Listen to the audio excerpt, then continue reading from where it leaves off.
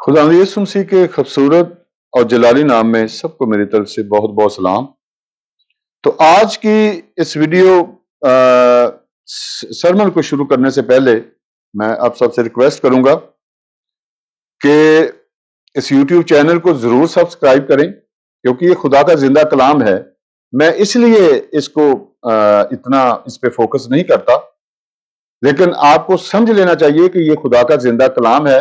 जो भी खुदा का जिंदा कलाम सुने उसको सब्सक्राइब करें, लाइक करके बहुत सारों तक शेयर करें, ताकि खुदावंद का कलाम सब तक पहुंचे। और जाहिर है ये जब शर्मा रिकॉर्ड होगा तो अपलोड तो होगा सोशल मीडिया पे, यूट्यूब पे। इसको जरूर सुने और बरकत पाएं। तो हमारा आज का उन्वान है कि गुनाह क्या है, इसका आगाज कब हुआ और गुनाह से पाक कौन है। हम सबसे पहले जानेंगे कि गुनाह क्या है। हर किस्म की वो सोच, वो ख्याल, वो लफ्ज जो या अमल जो खुदा के कानून की खिलाफवर्जी करता है, खुदा के खिलाफ बगावत, खुदा की नाफरमानी, खुद गर्जी और उसके साथ टूटे हुए रिश्ते की नुमाइंदगी करता है, ये सब गुनाह के जुमरे में आते हैं। गुनाह के लिए इब्रानी लफ्ज चाटा और यूनानी लफ्ज हमारातिया का इस्तेमाल हुआ है, और दोनों का मतलब एक ही है, किसी हदफ से कम होना। और अब हम जानेंगे कि गुनाह का आगाज कब हुआ। आसमान पर लूसीफर फरिश्ते ने खुदा के खिलाफ बगावत की और खुदा की नाफरमानी की। जब हम हिजकियेल 28 बाब उसकी 14 आयत से लेकर 17 आयत तक पढ़ते हैं तो हमें पता चलता है, हिजकियेल नबी का सहीफा उसका 28 बाब उसकी 14 आयत से लेकर 17 आयत तक लिखा है, तू ममसू करूबी था जो साया अफगन था, और मैंने तुझे खुदा के कोहे मुकद्दस पर कायम किया, और वहां आतशी पत्थरों के दरमियान चलता फिरता था। तू अपने ही पैदाइश के रोज से अपनी राह रस्म में कामिल था, जब तक कि तुझ में नाराजगी ना पाई गई। तेरी सुदागरी की फरावानी के सबब से उन्होंने तुझ में जुल्म भी भर दिया, और तूने गुनाह किया, इसलिए मैंने तुझको खुदा के पहाड़ पर से गंदगी की तरह फेंक दिया, और तुझ साया अफगन करूबी को आतशी पत्थरों के दरमियान से फना कर दिया। तेरा दिल तेरे हुस्न पर घमंड करता था। तूने अपने जमाल के सबब से अपनी हिकमत खो दी। मैंने तुझे जमीन पर पटक दिया और बादशाहों के सामने रख दिया, ताकि वो तुझे देख लें। खुदा के जिंदा कलाम का पढ़ा सुना जाना हम सब के लिए बायस बरकत। आमीन। हमने खुदावंद के जिंदा कलाम में पढ़ा है कि वो लूसीफर फरिश्ता जो खुदावंद के बहुत करीब था, सबसे पहला गुनाह आसमान पर उसने किया, खुदा की नाफरमानी की। और हिजकिय्याह नबी के सीफा में हमने पढ़ा कि तू ममसू करूबी था। ममसू का मतलब होता है कि मसा किया हुआ। हम जब भी कभी बैठे बात करते हैं तो हम कहते हैं जी खुदा के पाक फरिश्ते, मतलब कि वो हर किस्म के गुनाह से बरी उल्जमा हैं, वो पाक हैं। और उसके लिए इसीलिए ममसू करूबी का लफ्ज इस्तेमाल हुआ है। वो साया अफगन था, यानी वो हर तरीके से खुदावंद की ताबे फरमानी में, जिस तरह एक चारों तरफ से ढका हुआ, हर किस्म के गुनाह से पाक था। और मैंने तुझे खुदा के कोहे मुकद्दस पर कायम किया, वहां तू आतशी पत्थरों के दरमियान रहा करता था। और ये भी हम सब जानते हैं कि जब खुदा ایک آگ ہے تو اس کے فرشتے بھی وہ آگ کی طرح ہیں.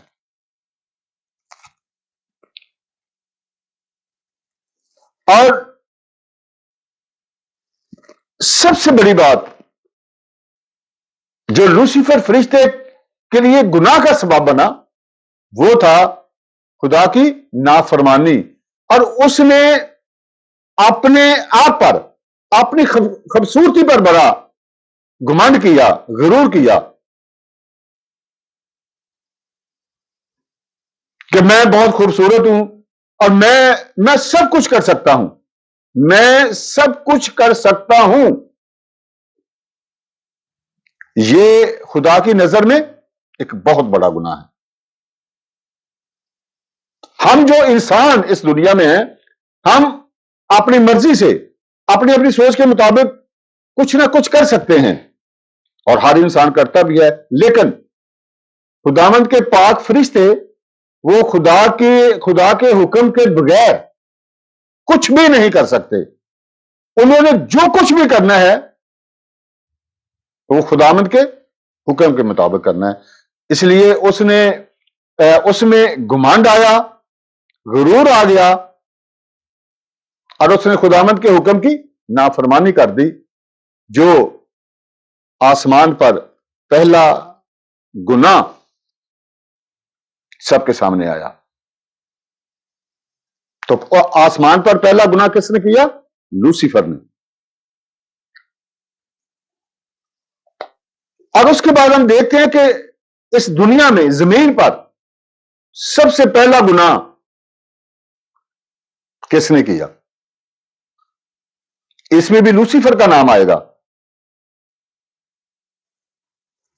خداوند نے جب پہلا انسان آدم اور اس کی پسلی میں سے ہوا کو لیا تو یہ جوڑا بن گیا.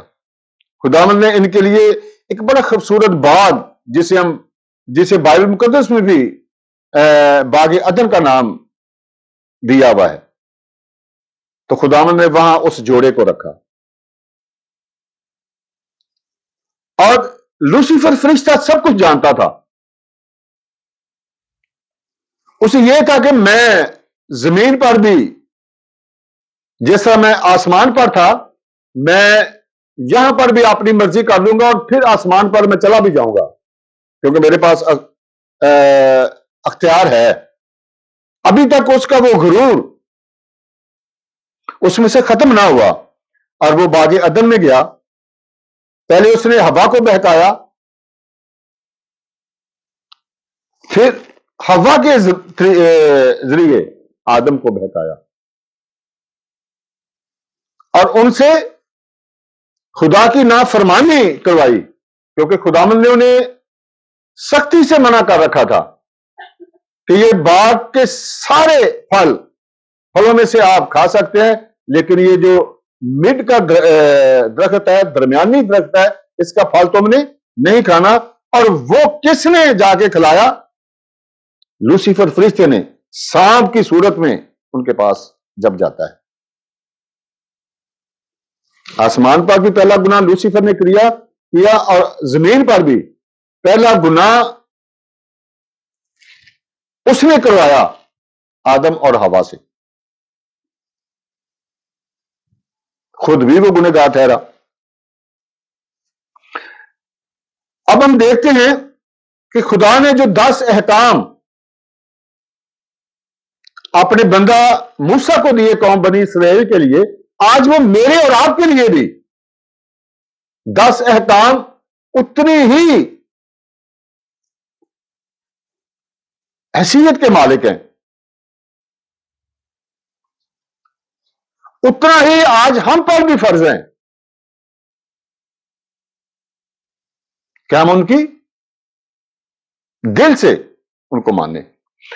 تو کوئی بھی ہو، خواہ میں ہوں، آپ سننے والوں میں سے کوئی بھی ہو، کوئی بھی اس میں سے ایک بھی حکم کو توڑتا ہے تو یہ سمجھے کہ ہم گناہ کرتے ہیں.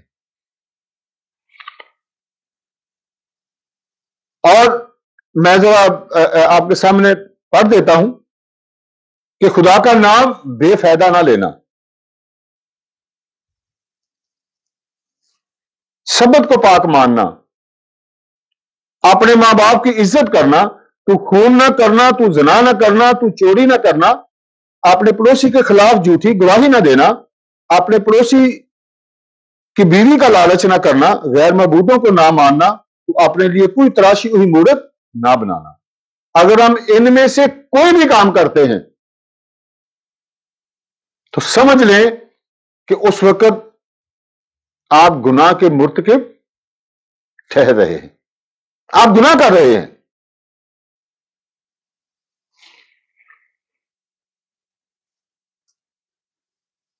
اور گناہ کے نتائج کیا ہیں؟ گناہ کی مزدوری کیا ہے؟ آج لوسیفر گناہ کی مزدوری بھگت رہا ہے، اور اس کی سزا کیا ہے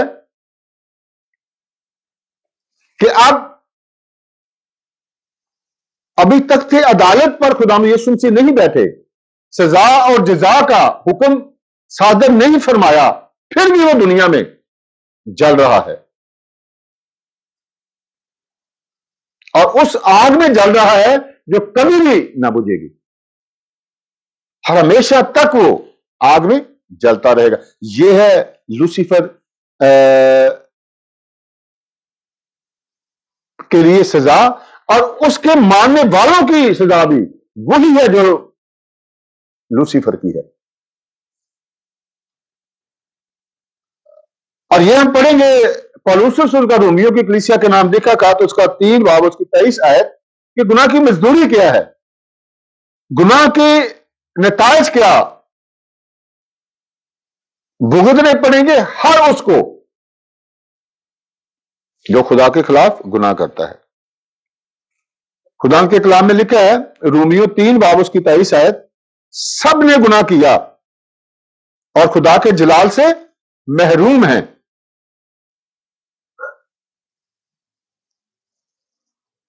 میرے عزیز، جب ہم یہ آیت مبارک پڑھتے ہیں تو ہماری زندگی کے سارے احوال ہمارے سامنے آ جاتے ہیں، آدم سے لے کے آج تک جتنے بھی انسان دنیا میں ہیں، سب کے حالات زندگی کچھ بائبل مقدس میں سے ہم پڑھتے ہیں اور کچھ ہم آس پاس کے اپنے ماحول میں دیکھتے ہیں۔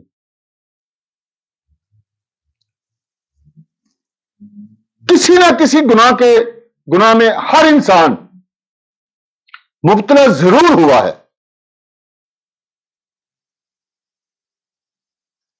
اور پولس رسول اسی لیے رومیو کی کلیسیا کو لکھا کہ سب نے گناہ کیا اور خدا کے جلال سے محروم ہیں۔ آج ہم سب ان کاموں پر غور کریں گے جو گناہ کے زمرے میں آتے ہیں، اور آج خدا سے ان سارے کاموں سے بچ کر دور رہنے کا عہد بھی کریں گے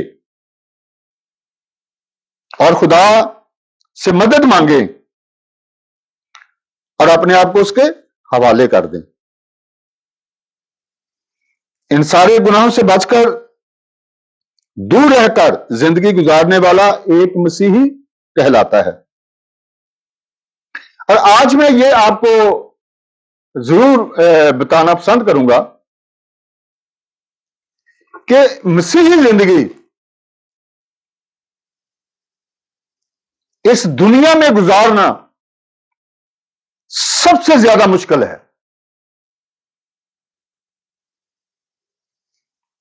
جتنے بھی دنیا کے مذاہب ہیں ان سب سے مشکل ایک مسیحی زندگی گزارنا ہے، ایک مسیحی ہوتے ہوئے اس دنیا میں اپنی زندگی کے دن پورے کرنا ہے۔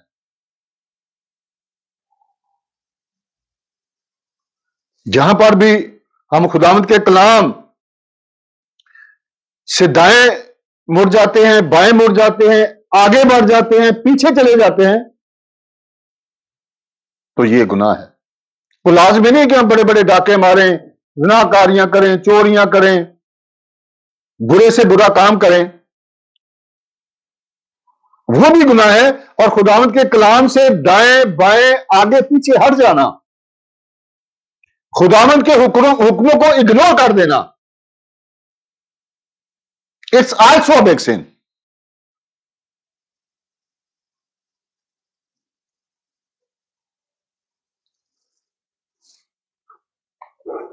اور ان سب کو ہر وقت اپنے سامنے رکھنا، ان پر غور کرنا کہ جو میں کام کرنے لگا ہوں یا جو میں کام کرنے لگی ہوں، کیا خداوند کے کلام کے منافی تو نہیں میں جا رہا یا میں جا رہی. میرے عزیز، اگر خداوند کے کلام سے اس کا ٹکراؤ ہو رہا ہے، آپ جو بھی کام کر رہے ہیں، تو وہاں پر ذرا رکیں، وہاں پر خداوند سے دعا مانگے، خداوند سے پوچھیں. جب آپ دعا کریں گے تو بائبل مقدس آپ کو بتا دے گی کہ یہ کام آپ نے کرنا ہے یا یہ کام آپ نے نہیں کرنا. اور یہ میرے لیے، ہر ایک مسیحی کے لیے یہ ضروری ہے. پھر ہم کافی حد تک اپنے آپ کو گناہ سے محفوظ رکھ سکتے ہیں. اور اب ہم دیکھیں گے کہ خدا کی نظروں میں گناہ سے پاک کون ہے.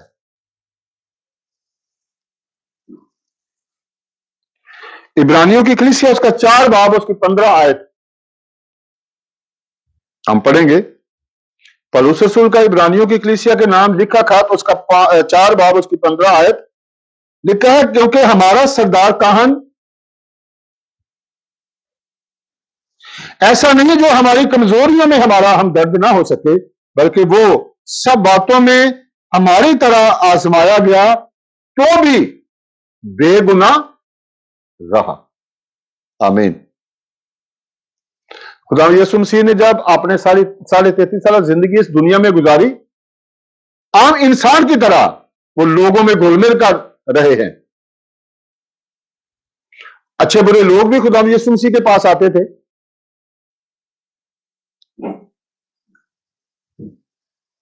وہ کھاتے پیتے بھی تھے، وہ پہنتے بھی تھے، لوگوں میں گھل مل کر بھی رہتے تھے، لیکن صرف اور صرف خداوند یسوع مسیح ہی ہر قسم کے گناہ سے پاک رہے. وہ پاک رہے اس لیے آسمان پر اپنے باپ کی دہنی طرف بیٹھے ہیں. جہاں سے وہ آئے تھے وہاں جا کر باپ کی دہنی طرف بیٹھے ہیں. تو ناظرین، یہاں سے بھی ہم اندازہ لگا سکتے ہیں تھوڑی سی عقل استعمال کر کے کہ جو اس دنیا میں رہ کر ہر قسم کے گناہ سے پاک رہا، جبکہ جتنے بھی اس دنیا میں نبی آئے، رسول آئے، اور باقی بھی دنیا کے سارے انسان، سب نے کوئی نہ کوئی گناہ ضرور کیا ہے، لیکن خداوند یسوع مسیح گناہ سے پاک رہے.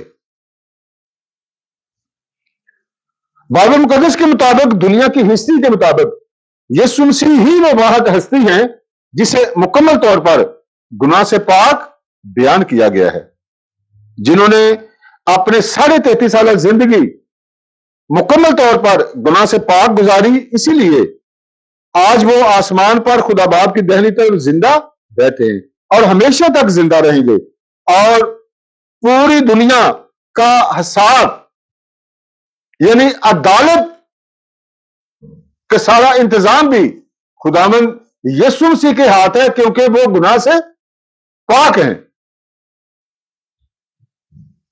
جس نے کوئی بھی گناہ کیا ہے وہ عدالت کیسے کرے گا؟ وہ دنیا کی عدالت نہیں کہ دنیا کے جج جو ہے جھوٹ سچ لگا کے وہ ڈگریاں لے کے جا کے بیٹھ جاتے ہیں اور لوگوں کو بیچاروں کو بے گناہوں کو پھانسیاں دے رہے ہیں، جنہوں نے کچھ بھی نہیں کیا انہیں سزائیں دے کے انہیں جیلوں میں بند رکھا ہوا ہے، وہ عدالت جو خداوند یسوع مسیح کریں گے وہ ایسی عدالت نہیں ہے۔ خداوند یسوع مسیح پاک ہے ہر قسم کے گناہ سے، وہ پوری دنیا کی عدالت کریں گے اور حق سچ کی عدالت ہوگی، وہاں کوئی بھی سفارش نہیں چلے گی، اور پوری دنیا کے معبود، نبی، پیغمبر، رسول آج سب قبروں میں پڑے ہوئے ہیں، اس لیے کہ سب نے گناہ کیا اور خدا کے جلال سے محروم ہے۔ ایک ہی ہستی خداوند یسوع مسیح جنہوں نے کوئی گناہ نہ کیا، انہیں صلیب بھی دیا گیا، وہ صلیب پر مر گئے، جان دے دی، وہ قبر میں دفن ہوئے، تیسرے دن مردوں میں سے زندہ ہو کر آسمان پر زندہ بیٹھے، اس لیے کہ انہوں نے کوئی دنیا میں گناہ نہ کیا۔ اور ایک اور بات جو ہم مسیحوں کے لیے ایک بڑی حوصلہ افزا بات ہے، جو ہمارے ایمان کو تقویت دیتی ہے، وہ یہ ہے کہ گناہ کو معاف کرنے کا اختیار بھی خداوند یسوع مسیح کے پاس ہے۔ کیوں؟ کہ وہ گناہ سے پاک ہیں، انہوں نے کوئی انسانی زندگی میں بھی دنیا میں گناہ نہ کیا، وہ گناہ سے پاک رہے، اس لیے خدا نے اپنے بیٹے خداوند یسوع مسیح کو گناہ معاف کرنے کا بھی اختیار دیا۔ ایک چھوٹا سا حوالہ ہم پڑھیں گے، مقدس لوکا کی معرفت لکھی خداوند یسوع مسیح کی انجیل اس کے 7 باب اس کی 48 آیت، 7 باب اس کی 48 آیت لکھا ہے، یسوع نے اس عورت سے کہا تیرے گناہ معاف ہوئے۔ آمین۔ معاف کرنے کا اختیار، گناہوں کو معاف کرنے کا اختیار بھی خداوند یسوع مسیح کے پاس ہے۔ تو آج میں جو خداوند کا اس وقت کلام سن رہے ہیں، میں سب کو یہ بڑے ایمان کے ساتھ کہتا ہوں کہ آپ خوش قسمت لوگ ہیں،